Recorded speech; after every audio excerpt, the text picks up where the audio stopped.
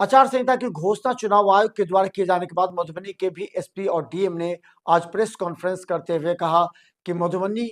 में जो 2 लोकसभा हैं उन तमाम जगहों पर शांतिपूर्ण निष्पक्ष मतदान संपन्न कराने के लिए पूरी तरह मधुबनी प्रशासन तैयार है। देखिए क्या कहते हैं वहां के डीएम और एसपी। निर्वाचन आयोग नई दिल्ली के पत्रांक ECI/PN/316/2025 जो कि आज 6 अक्टूबर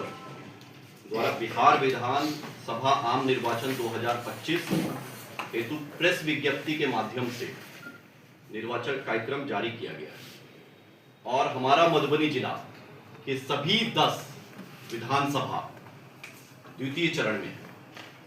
जो हमारा कार्यक्रम माननीय आयोग के द्वारा आया है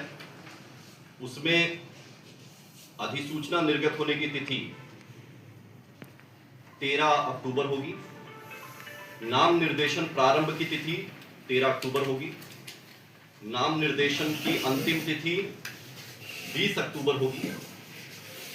नाम निर्देशन पत्र की समीक्षा की तिथि 21 अक्टूबर होगी। अभ्यर्थी वापसी की अंतिम तिथि 23 अक्टूबर होगी। मतदान की तिथि 11 नवंबर होगी।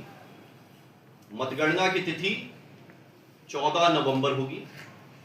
और मतदान आज से लगभग 40 दिन की प्रक्रिया प्रारंभ होती है और आज की प्रेस विज्ञप्ति के जारी होने के बाद से ही हमारे पूरे जिला में 10 विधानसभा में एमसीसी एक्टिवेट हो गया है और हमारा जो पूरा एमसीसी सेल है वो फुल्ली एक्टिवेटेड है अब जमीन पे और हमारा लगातार कार्य इस समय प्रारंभ भी हो गया है। जो हमारे फ्लाइंग स्क्वाड है वो एक्टिवेट हो गए और जितने बाकी हमारे एसएसटी, एईओज, वीएसटी, वीवीटीज और एटी की जो टीम है उन सभी का भी आंकड़ा कितने हम लोग सभी विधानसभा वार लगाएंगे वह भी आपका जो प्रेस विज्ञप्ति हम अपनी दे रहे हैं आप सभी को उसमें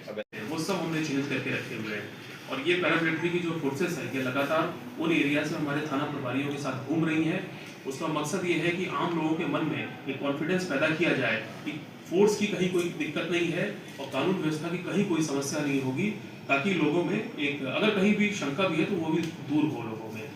दूसरा इसमें ऐसा है कि जो अपराधी हैं या अपराधी तत्व मेंटेलिटी के लोग हैं या कुछ लोग ऐसे भी हैं जो हाल फिलहाल में जेल से छूट के हैं बेल पे, कि उनको भी मैसेज देने के लिए है कि अगर आपने जरा सी भी कोई भी गड़बड़ की चुनाव से पहले या चुनाव के समय चुनाव के बाद में तो आप पे कठोर कार्रवाई की जाएगी। देखिए इसके अलावा हम लोग ने इस समय जिले में करीब 13,000 लोगों पे बाउंड की कार्रवाई कर दी है BNSS 126 धारा के तहत। ये वो लोग हैं जिनके बारे में ये सूचना मिली थी कि ये पहले एंटी सोशल एलिमेंट रहे हैं और इन पे ये अंदेशा जाहिर किया गया था कि चुनाव के समय ये कोई ना कोई